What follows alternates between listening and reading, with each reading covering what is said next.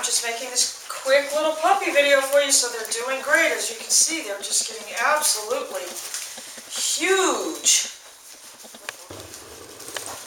Oh, there's a pretty one. So that's the one boy I like for you. This one's really the smallest one. I don't want you to get that one.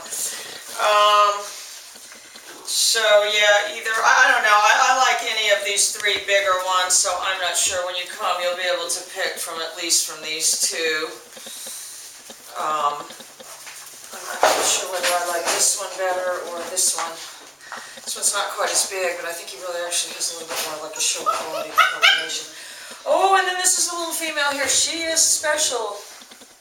She looks just like the one we got outside. Oh, you hold your with these boys, though, don't you?